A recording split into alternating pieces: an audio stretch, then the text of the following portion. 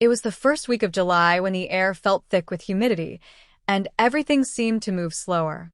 My name is Hailey, and I was 17 when it happened, right between being a girl and becoming a woman. My parents had planned a short weekend getaway to visit my aunt in Virginia. Nothing unusual. They trusted me to stay home alone. After all, I'd proven responsible. The only caveat was that the Walker family next door had to check in on me. The Walkers were longtime neighbors, the kind who hosted summer barbecues and gave out king-sized candy bars on Halloween. And then there was Ethan Walker, their son.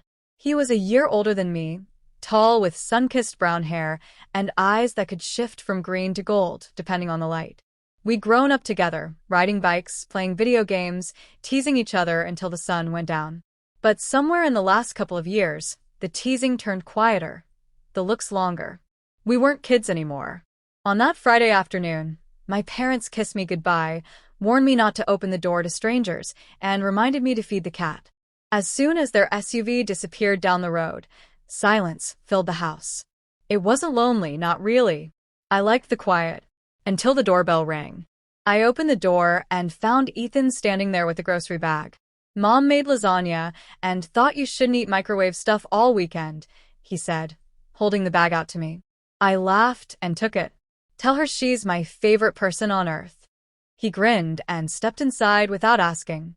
That's how it always was with Ethan, effortless. We ended up sitting on the living room floor, sharing a lasagna out of the container with 2 forks, the TV playing some random sitcom we weren't watching. "You okay being alone?" he asked, stretching out his long legs and leaning back on his elbows. Yeah. "It's kinda nice. Peaceful. Bet you're gonna throw a wild party." "Sure," I said sarcastically. "With me, my cat, and Netflix." He chuckled. "Sounds thrilling." He didn't leave right away. In fact, we talked for hours, switching from TV to music, our conversation drifting from classes to college plans. He was leaving for Boston in the fall. I was staying behind. We didn't say it out loud, but the clock was ticking on whatever existed between us. We both felt it. The air was charged. When he finally stood to leave, he lingered at the door.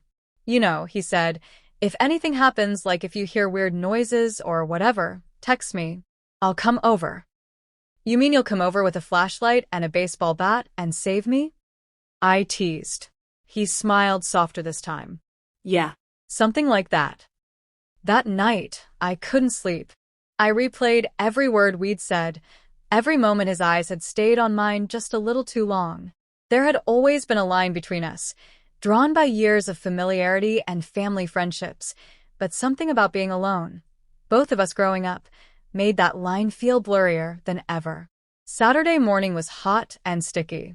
I spent most of it cleaning up and then sunbathing in the backyard, flipping through a magazine and pretending I didn't keep glancing at the fence between our yards. Later that evening, I was making popcorn and about to start a movie when my phone buzzed. "Ethan, you busy?" "Me. Just about to watch 10 Things I Hate About You." Why? "Ethan, save me from my parents. They're fighting over curtain colors." "Me, my place." 5 minutes. I didn't even have time to brush my hair before the doorbell rang again. He brought sodas this time and flopped down on the couch like he belonged there. I didn't mind. I liked the way his presence filled the room. We watched the movie, laughed at the same lines, and somewhere near the middle, our shoulders brushed. Neither of us moved away. I don't remember exactly when our hands touched. Maybe it was during the part where Heath Ledger sings on the bleachers, or maybe it was when I reached for popcorn, and so did he. But our fingers touched, stayed. Slowly, his thumb brushed mine. "Is this okay?" he asked quietly, not looking away from the screen. "Yes," I whispered, suddenly breathless. His hand wrapped around mine. Warm. Steady. The movie played on, but we didn't notice the last half. We sat in silence, fingers entwined. I didn't want to move, afraid the moment would vanish. When the credits rolled, he turned to me. "I don't want to make things weird," he said. "They're already weird," I replied, smiling nervously. He laughed. "True." And then he leaned in. It wasn't a dramatic kiss. It wasn't the kind of kiss you read about in books or see in movies. It was soft, hesitant, like we were testing a door that had been shut for too long. My heart raced so fast I thought it might burst. But when our lips touched, the world faded. Everything slowed. It felt like coming home. When we pulled apart, his forehead rested against mine. "So that happened," he said. "Yeah," I whispered. He stayed late. We didn't kiss again, but we talked more, now sitting closer, our legs tangled. Before he left, he kissed my forehead and promised to come by the next morning. Sunday arrived with a different energy. We cooked pancakes together, flour everywhere, laughter echoing through the kitchen. I stole glances at him, wondering how I never noticed how grown-up he looked. He watched me the same way. The day moved lazily, like it didn't want to end. We didn't talk about what we were. We didn't define anything. We just were, existing in this strange, beautiful space between friends and something more. That evening, as he sat on the edge of the couch, ready to head home, he asked, "What happens now?" I didn't have an answer. "Our parents come back tomorrow," I said. "Yeah," he replied. "Back to real life." "Do you regret what happened?" He looked at me, serious now. Not even a little. Neither did I. When Monday morning came and my parents returned, the house filled again with noise and routine. Ethan didn't come by like before. We both needed to pretend, at least for a while, that nothing had changed. But everything had. For weeks, we danced around it. At school, we were friendly. But alone? That was different. There were stolen glances, lingering touches, inside jokes that carried more weight than they used to. Eventually, we talked. He was leaving for college. I had a year left. We didn't want to promise things we couldn't keep.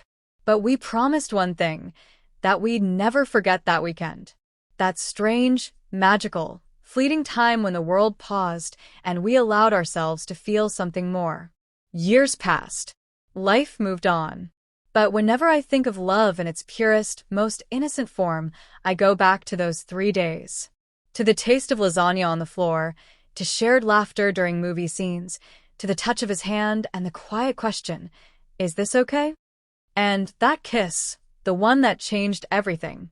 Because what happened between us when our parents weren't home wasn't a scandal. It wasn't something reckless. It was real. It was the start of something we were both too young to understand fully, but wise enough to never forget.